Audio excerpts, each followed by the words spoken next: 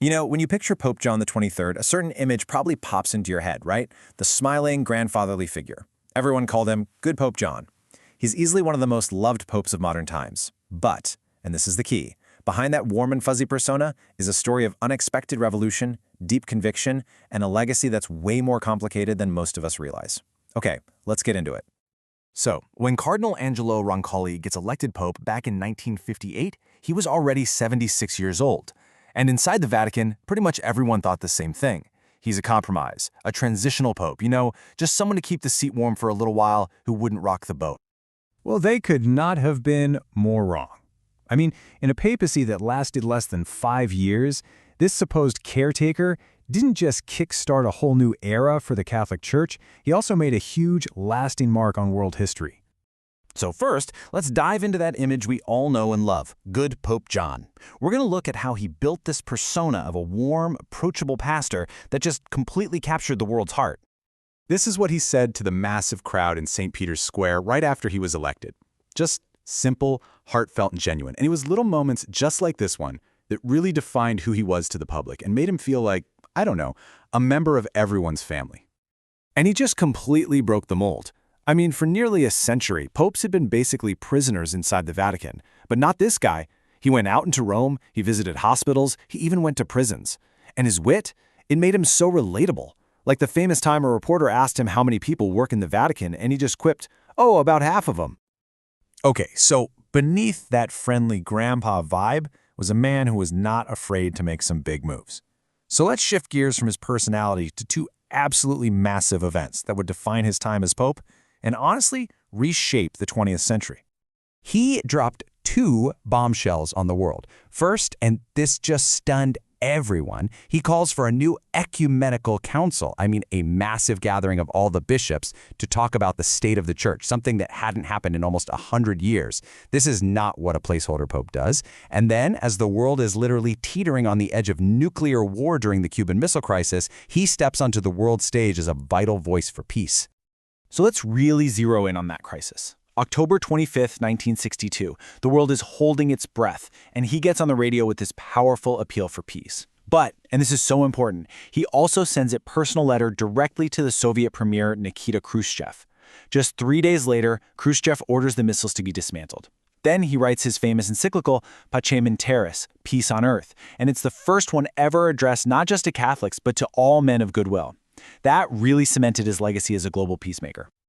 So you've got this picture of an open-hearted, revolutionary pope, right? And his actions totally back that up. But, and this is where the story gets really, really fascinating. When you start to read what he actually wrote, a very different, much more traditional figure starts to emerge. Some of the things he did were just, wow, absolutely groundbreaking. When he met with the delegation of American Jewish leaders, he greeted them with this line from the book of Genesis, where Joseph finally reconciles with the brothers who sold him into slavery. What a powerful signal of a new relationship, trying to move past centuries of pain. And this right here, this slide, gets to the heart of the puzzle. On one side, he's seen as this pioneer of unity, the guy who opened the windows of the church. But on the other side, his actual writings are full of really forceful defenses of traditional Catholic teaching. How do you reconcile those two things? The Pope who opened the church with the Pope who flat out called Catholicism the one true faith. And look, this wasn't some secret belief he kept to himself. This is from his coronation speech. Right from the very beginning, he was strongly reasserting the traditional doctrine of papal supremacy, this idea that the Pope is Christ's representative on earth and that unity with him is necessary for salvation. That is not the language of a modern liberal. And he didn't stop there. He went right after what's called religious indifferentism. Basically, the modern idea that, hey, one religion is as good as another. In his very first encyclical, he called this an absurd proposition and insisted that the Catholic faith alone is true. Okay, so how do we square this circle? Was he just a walking contradiction? Well, the answer, the real key to understanding Pope John the 23rd, is all right there in the incredible speech he gave to open the Second Vatican Council. In that speech, he kicks things off with this incredible sense of optimism. He openly calls out the fearful, defensive attitude he saw in parts of the church, dismissing the prophets of gloom and calling for a new way of engaging with the world that was based on hope, not fear. And boom, here it is. If you remember one single thing from all of this, let it be this quote. He made a razor-sharp distinction. The substance of the faith, the Church's core teachings, that was off the table. It doesn't change. But the way you present those timeless truths to the modern world, that had to change. His thinking was, look, we've spent centuries condemning things. That's not what the world needs right now. He argued that the Church should start using the medicine of mercy rather than that of severity. He wanted to demonstrate the truth and beauty of the faith, not just issue another condemnation. All right, so with all this complexity, this man of deep tradition who used these radical new methods, let's see how the Church ultimately recognized this legacy, leading him to become a saint. You know, what he did as Pope didn't just come out of nowhere. If you look back at his life before he was Pope, you see the exact same guy. During World War II, when he was a diplomat in Turkey, Angelo Roncalli worked his tail off to save Jewish people from the Holocaust. He used his official position to hand out things like temporary baptismal certificates and immigration papers that literally saved thousands of lives. This was always a man who engaged with the world's problems head-on. And his path to sainthood was just as unique as his papacy.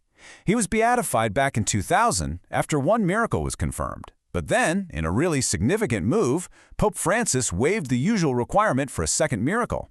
He declared him a saint simply because of the immense good that came from him having the courage to call the Second Vatican Council. So in the end, we're left with this big question, aren't we? Was he a staunch traditionalist who just found a new, more merciful way to present ancient truths? Or was he a true revolutionary who understood that by changing the method, you would inevitably change the message too? Maybe the answer is that he was both, a deeply complex figure whose legacy is still shaping our world today.